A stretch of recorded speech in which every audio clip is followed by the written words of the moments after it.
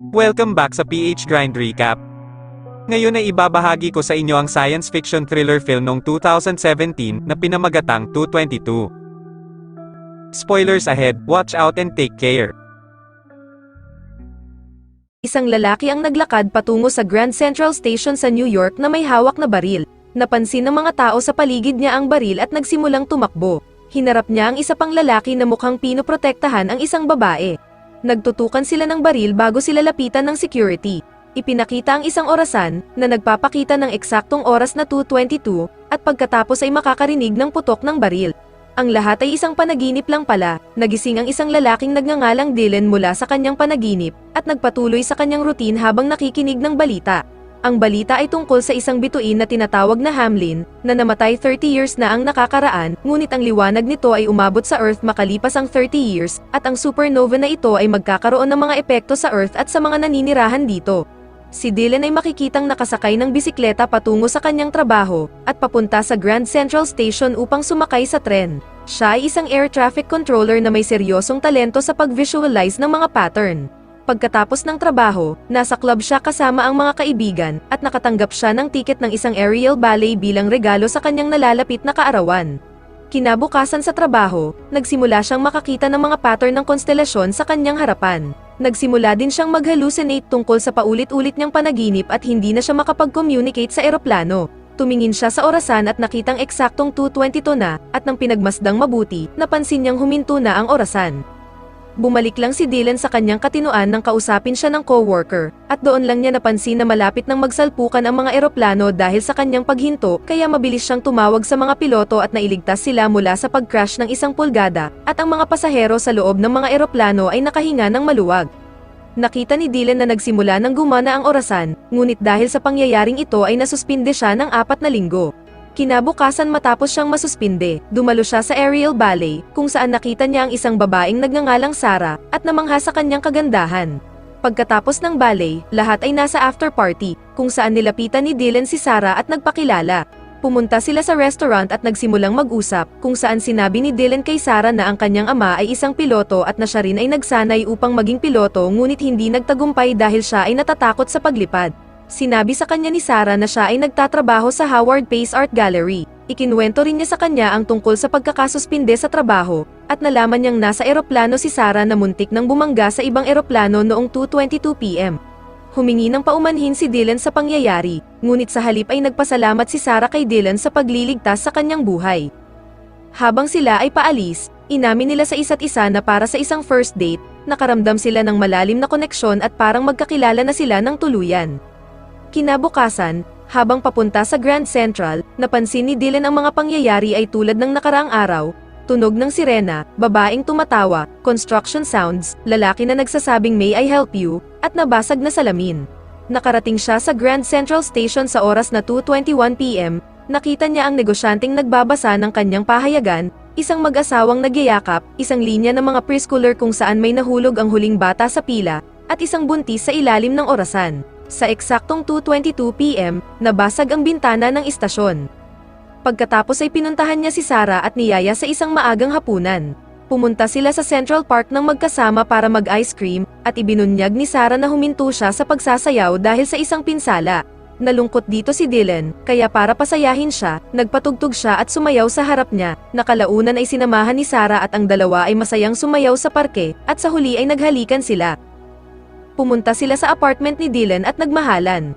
Kinaumagahan, magkasama silang nakahiga sa kama, at tinanong ni Dylan si Sarah kung saan niya nakuha ang kanyang kwintas, na sinagot ni Sarah na ito ay mula sa kanyang dating kasintahang si Jonas, na isang pangunahing artist ng gallery kung saan siya nagtatrabaho. Tinanong ni Dylan kung kailan ang kaarawan ni Sarah at nalaman nilang pareho silang ipinanganak sa parehong araw, April 18, 1986, at pareho silang magiging 30 sa loob ng 1 linggo. Biglang narinig ni Dylan ang pagbangga ng sasakyan sa kalsada sa ibaba ng kanyang apartment sa eksaktong 9:15 a.m., at sinabi niya kay Sarah na ikatlong sunod na araw na itong parehong insidente na nangyari. Pagkatapos ay sumakay ng taxi si Dylan papunta sa Grand Central, at habang ang driver ay dumaan sa mas maikling ruta, sinabi sa kanya ni Dylan na ihinto ang taxi nang mapansin niya muli ang parehong mga pattern kahapon. Sinigawan niya ang driver na huminto, na ikinagalit ng driver at tumalikod upang paalisin si Dylan sa pagsigaw sa kanya, ngunit isa pang kotse ang bumangga sa kanila na naging sanhi ng pagkabasag ng mga bintana ng taxi. Kahit nasugatan si Dylan, pumunta siya sa Grand Central Station at nakita niya ang parehong pattern ng mga kaganapan. Isang negosyante ang nakatayo na may dalang isang pahayagan, mag-asawang nagyayakapan, grupo ng mga bata na naglalakad sa isang linya at may nalaglag ang huling bata, at panghuli, isang buntis na babae ang nakatayo sa ilalim ng orasan. Sinabi niya kay Sarah ang mga paulit-ulit na pattern na ito, ngunit may iba't ibang tao na nagsasagawa ng parehong mga aksyon. Hindi naniniwala si Sarah kay Dylan, ngunit tinulungan niyang linisin ang kanyang mga sugat mula sa nangyaring aksidente. Umuwi si Dylan at sinimulang isulat ang lahat ng mga kaganapan sa kanyang araw simula sa 9:10 AM. Una, nagsulat siya tungkol sa patak ng tubig, pagkatapos ay isang insekto na namamatay, at isang eroplanong lumilipad sa itaas. Kinabukasan, pumunta si Dylan sa tuktok ng kanyang apartment building upang tingnan kung ang pattern ay naulit.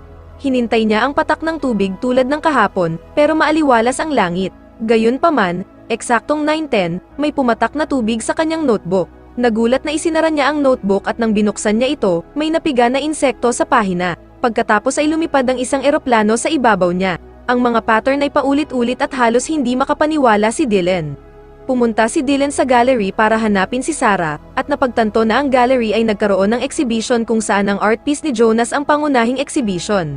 Si Jonas ang dating kasintahan ni Sarah, na lumikha ng isang hologram na exhibition tungkol sa Grand Central Station, at nakita ni Dylan na ito ay eksaktong katulad ng mga pangyayaring naranasan niya nitong mga nakaraang araw. Inisip ni Dylan na sinusundan siya ni Jonas, dahil si Dylan lamang ang nakakaalam tungkol sa mga kaganapang ito. Inatake niya si Jonas na nagresulta sa isang away, at tinanong niya ito kung sinusundan ba niya siya.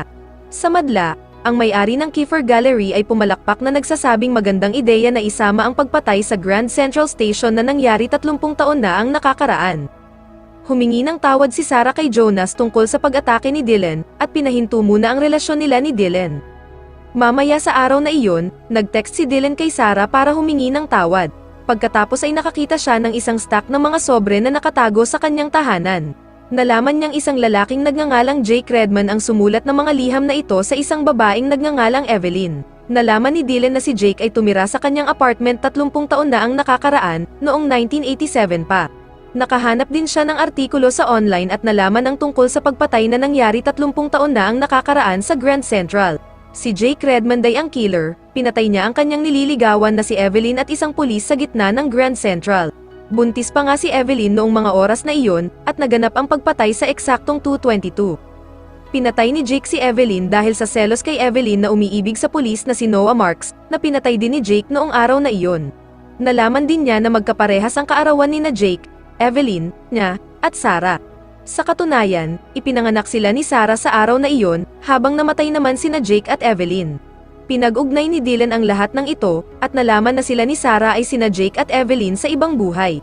Nalaman niya ang address ni Evelyn sa mga liham at binisita niya ang kanyang tahanan, kung saan nakilala niya ang kapatid ni Evelyn na sinasabi sa kanya na mahal ni Evelyn si Jake, kaya sa tingin niya ay mali ang teorya na pinatay ni Jake si Evelyn dahil sa may mahal siyang iba.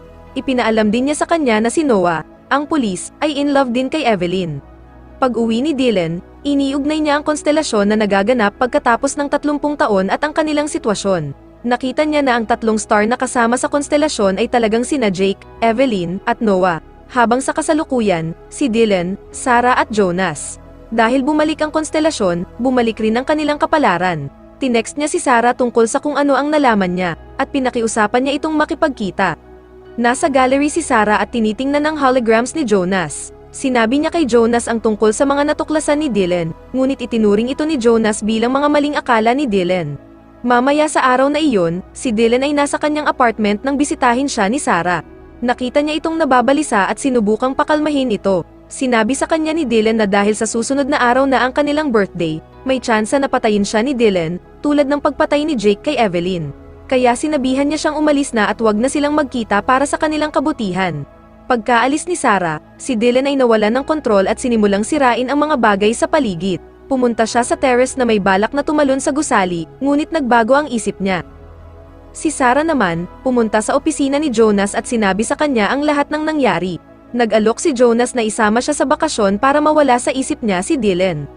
Kinabukasan, napagtanto ni Dylan na ang patak ng tubig, ang insekto, ang eroplano at lahat ng nangyayari sa pattern ay nagaganap sa araw na namatay si Jake, at ang pattern ay sumusubok na ipaalam kay Dylan na nasa panganib si Sarah. Nang mapagtanto ito, nagmadali si Dylan para iligtas siya. Tinatawagan niya ito pero hindi sumasagot si Sarah. Kaya pumunta siya sa opisina ni Jonas, kung saan laking gulat niya nang makita ang isang pader na puno ng mga larawan ni Sarah at ilang holograms nito, kaya napagtanto niya na nahuhumaling si Jonas kay Sarah. Nahanap niya rin ang isang lalagyan ng baril na walang laman at ngayon ay sigurado na si Sarah ay nasa panganib. Nagmadali siyang pumunta sa istasyon para hanapin siya. Samantala, sina Jonas at Sarah ay nasa Grand Central Station na bumibili ng mga tiket para sa kanilang paglalakbay. Sinabihan ni Jonas si Sarah na hintayin siya sa ilalim ng orasan. Bumalik si Jonas sa kanya dala ang mga tiket. Napagtanto rin niya na nabubuhay sila sa kanilang nakaraan.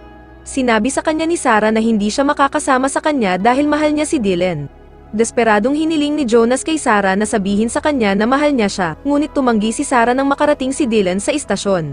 Inakala ni Jonas na pinapunta siya ni Sarah, kaya nagalit siya at naglakad patungo kay Dylan na may dalang baril.